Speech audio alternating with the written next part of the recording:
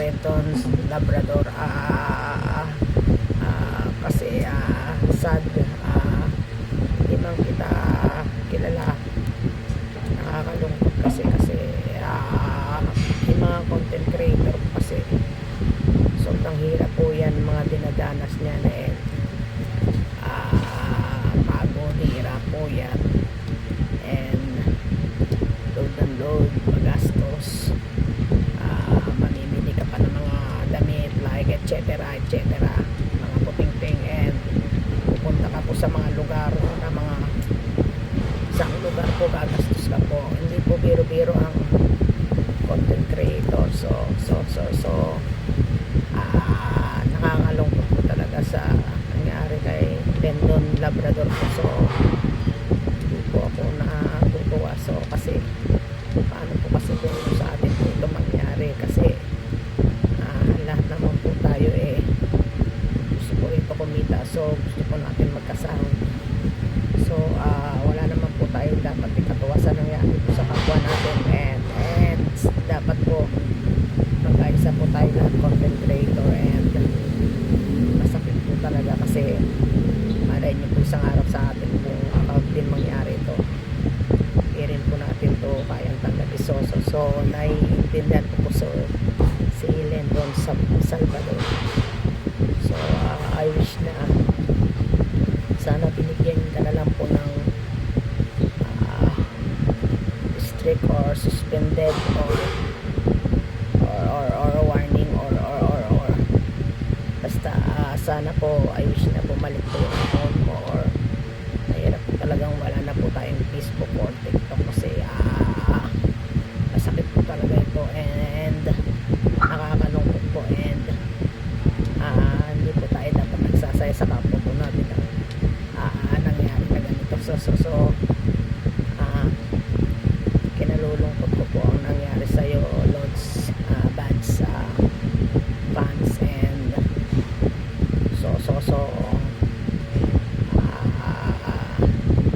so magbigay aral po sa ating mga content creator to, and sana po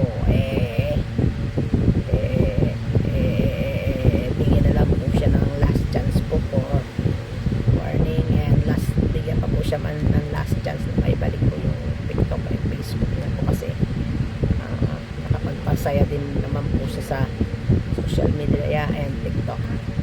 So nakakalangkot po talaga, nakakasad po. Hindi po talaga ako natutuwa sa nangyari sa kanya. Kinakalangkot po talaga, and yung pagod na lang po sana yung puyat, so gastos. Hindi po talaga biro itong content creator, yung lalaanan mo po kasi ng oras ito, and lalo na po kung sikat pa ito, and tapos ganun po nangyari. So salute, hindi po ako talaga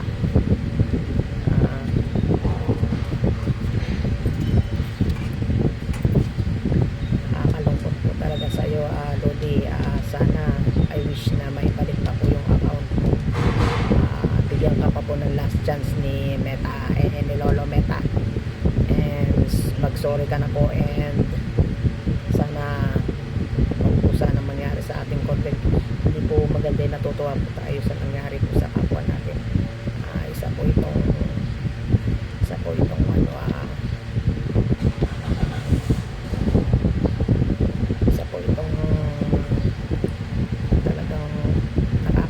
talagang mamumroblema po talaga siya, and baka po isip-isipin niya po yung nangyari sa buhay niya, and so malaking ano po yung nangyari sa kabuhay niya. Hindi ko po kasi talaga naiintindihan kung bakit po pag may mga ganito pong mga situation, yung karamihan po natutuwa po sa mga nangyayari ng ganito. So dapat po kasi nagkakaisa pong mga tao. Hindi ko kasi naiintindihan bakit po marami pong natutuwa.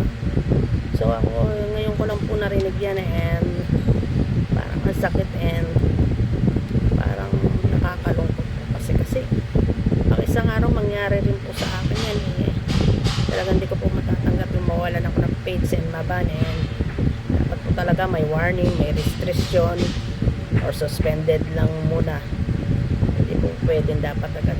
Ang masakit po talaga, and pinaglaanan nyo po ng oras ito, and pagod, gastos, and talagang mag-iisip po kayo ng mga i-content. Yung mahirap po talagang content creator, hindi po basta-basta. So yung pagod na lang po, and pagod na pagod ko po sa trabaho, tapos magko-content creator po. Ang hirap po talaga. So hindi po talaga ako natutuwa sa nangyari kay Mr. Salvador Labrador. So ang masasabi ko, sana ay isang araw bumalik na yung account mo. Sana isang araw patawad ka ni Lolo Meta, and pagbigyan ka ng last dance for the opening the TikTok and Facebook. So salute, Lolo Meta. Sana po pagbigyan niyo po ang isang taong very sad naman po talaga, and nagsorry naman po sa kanya mga pagkakamali, and sana po makatawad niyo na po siya, and bye bye po, thank you po. Yun lang po masasabi ni Miss Mukbang and Miss Mukbang. So peace po tayong lahat, peace. Thank you po, maraming salamat. Yun lang po.